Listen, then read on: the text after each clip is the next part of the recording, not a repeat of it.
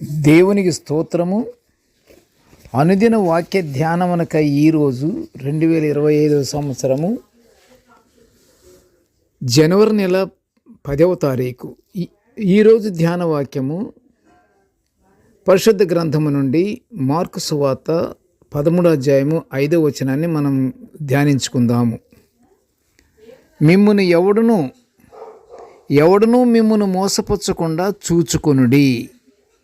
ప్రియ దేవుని బిడ్డలారా, నేటి ధ్యాన వాక్యము, మనుషులు ఎవరి ద్వారానూ మోసపరచబడకూడదు అని ప్రభువారు ఆయన శిష్యులకు ఇచ్చిన ఆజ్ఞను మనం ఇప్పుడు ధ్యానించుకుంటున్నాము.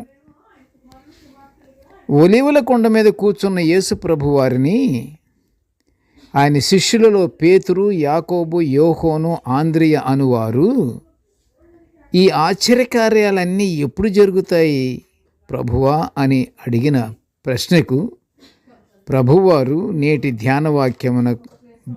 ధ్యానవాక్యమునే ఈ విధంగా బదులిచ్చారు. ఏమని?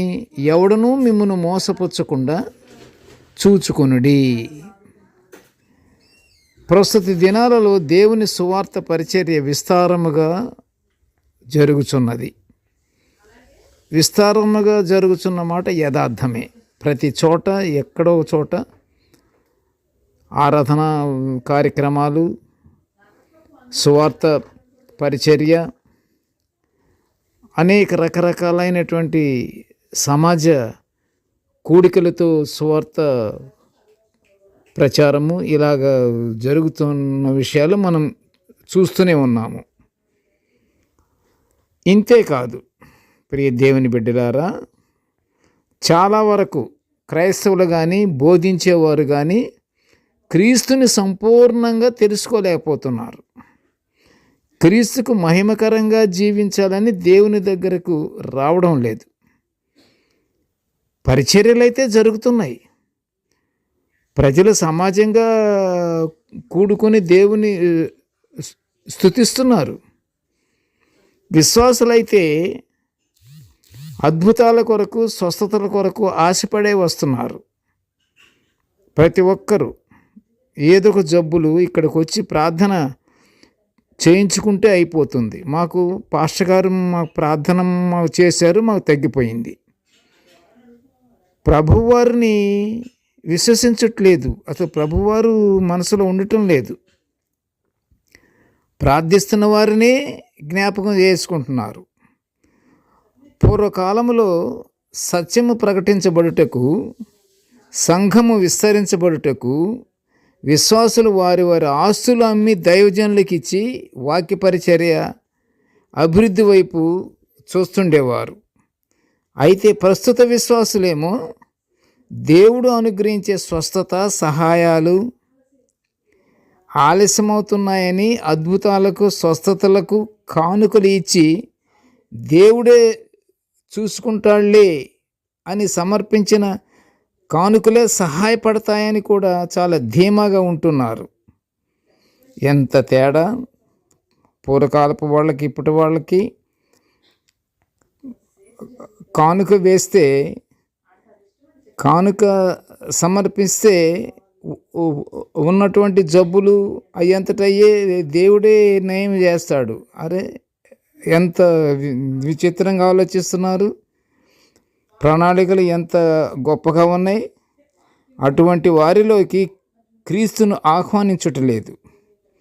ఇదే అదనగా కొంతమంది దైవజనులు రక్షణ కంటే స్వస్థతలకే ప్రాముఖ్యతనిచ్చి అందరి విశ్వాసుల ముఖాల మీద గాలి ఊదటం, కాలితో తన్నడం, చేతులతో చెంపలు పగలగొట్టడం, ఇలాంటి చేష్టలు క్రీస్తు పేరున చేస్తున్నారు. ఇలాంటి విషయాల్లోనే మిమ్ములను ఎవడునూ మోసపుచ్చుకొనకుండా జాగ్రత్త పడుడి అని యేసుప్రభు వారు చెప్పిన మాటలను జాగ్రత్తగా మనము పాటిద్దాము. దేవుని హెచ్చరికలు భయభక్తులతో స్వీకరించి పరలోక ప్రవేశ అర్హత పొందుకుందాము. పరలోక ఆశీర్వాదాలు కూడా మనకు దేవుడు మెండుగా అనుగ్రహిస్తాడు. మనం ప్రార్థన చేసుకుందాము. సర్వశక్తిగల తండ్రి, ప్రేమగల నాయన, నీకు స్తోత్రములు. జీవాధిపతి, నీకు స్తోత్రములు, స్తోత్రములు, స్తోత్రములు. తండ్రి, నీ యొక్క అద్భుత కార్యక్రమాలు, నీ యొక్క అద్భుత వాక్యాలు మేము తండ్రి ఎల్లప్పుడూ నిత్యము ఇలా ధ్యానించుకుంటున్న ఈ గొప్ప భాగ్యాన్ని మాకు నీవు అనుగ్రహించినందుకు నీ ఘనమైన స్తోత్రములు నాయన. తండ్రి, నేటి ధ్యాన వాక్యమును వినుచున్న ప్రతి బిడ్డను ఆశీర్వదించయ్యా.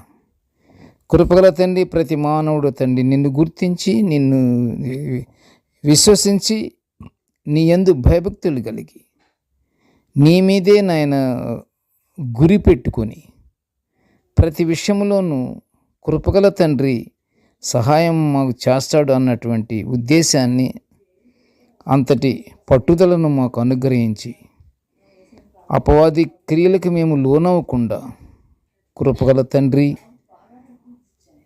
నీ యొక్క